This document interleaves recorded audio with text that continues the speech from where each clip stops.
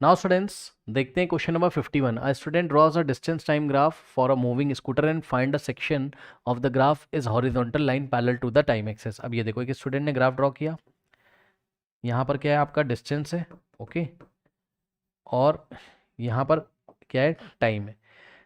ये देखिए मान लीजिए उसका ग्राफ पहले ऐसे आ रहा है, ए से बी, फिर बी से सी, और फिर सी से डी, मान लो ऐसा कुछ ग्राफ है, ओके। तो उसने क्या देखा, एक सेक्शन ऐसा है बी से सी तक जो कि टाइम एक्सेस के हॉरिजॉन्टल है, एक्स एक्सेस के हॉरिजॉन्टल है, ये वाला जो पोर्शन है, ठीक। तो इस पोर्शन से आप क्या समझते हो बताओ, ये आपको पूछा है क्वेश्चन। क्वेश्चन समझ में आया? अ student draws a distance time graph for a moving scooter and find, मतलब किसी मूविंग स्कूटर का स्टडी वो कर रहा होगा, उसका ग्राफ उसने ड्रॉ किया डिस्टेंस टाइम ग्राफ कि भाई इतने टाइम में इतना डिस्टेंस, इतने टाइम में इतना डिस्टेंस, ठीक। तो उसका ग्राफ कुछ ऐसा आया कि उसको एक पोर्शन बी से सी तक ऐसे मिला, हालांकि वो बोल नहीं रहा है बी से सी तक, बट मैं आपको समझाने के लिए बता रहा हूँ। एक पोर्शन ऐसा मिला कि जिस पोर्शन में जो हॉरिजॉन्टल लाइन है ये पैरेलल है टाइम एक्सेस के, तो बी से सी तक क्या हुआ, क्या कहना चाहते हो आप बी से सी तक? तो जवाब है बी से सी तक उसकी डिस्टेंस ही नहीं चेंज हो रही है, कोई डिस्टेंस नहीं ट्रेवल कर रहा है। कैसे? कुछ नंबर्स लेके देखते हैं। मान लीजिए 1 है, यहाँ भी 1 है, ये 2 है, यहाँ पे 2 है, और ये 3 सेकेंड है, ओके, और यहाँ पर 3 है। तो 1 सेकेंड में डिस्टेंस 1, 2 में डिस्टेंस 2 हो गई, 3 में डिस्टेंस 3 हो गई। मतलब मान लो इसका घर है, और 1 सेकेंड में 1 मीटर पहुँच गया, 2 सेकेंड में 2 मीटर पहुँच गया, 3 सेकेंड जब लग गया तो 3 मीटर, यानी कि हर एक सेकेंड में वो मान लो इक्वल डिस्टेंस 1 मीटर की ट्रेवल कर रहे हैं, मान लो भाई, ठीक।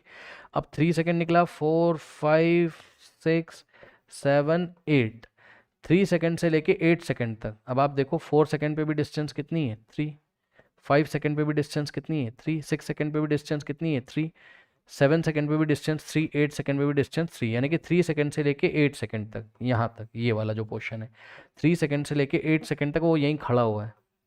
ये रेफरेंस पॉइंट है, मान लो इसका घर था, यहाँ से वो स्टार्ट किया था, ठीक, और 3 मीटर के डिस्टेंस पे वो खड़ा हुआ है बहुत देर तक। कितने टाइम तक? 3 सेकेंड से लेकर 8 सेकेंड तक, यानी कि 8 माइनस 3, 5 सेकेंड तक। 3 सेकेंड से 8 सेकेंड का टाइम कितना होगा, 5 सेकेंड। 5 सेकेंड तक खड़ा हुआ है, क्या पता चाय वाय पी रहा हो, ठीक है, ओके। सो यहाँ पे वो रेस्ट पे है, वो नहीं चल रहा है, यानी कि जो पोर्शन हॉरिजॉन्टल है वहाँ पे डिस्टेंस कितनी है, 0 है, बॉडी रेस्ट पे है। डिस्टेंस डी का मतलब डिस्टेंस है, डिस्टेंस कितनी है यहाँ पे, 0 है, ओके। फिर जैसे 8 सेकेंड कंप्लीट, जैसे 8 सेकेंड कंप्लीट हुआ फिर चलने लगा, वो देखिए डिस्टेंस फिर इंक्रीज करने लगी जैसे स्टार्टिंग में थी, ओके। नाउ बहरहाल हमें ये वाले पोर्शन की बात करनी थी। अब आप देख लो आंसर में आप यहाँ पे क्या दोगे।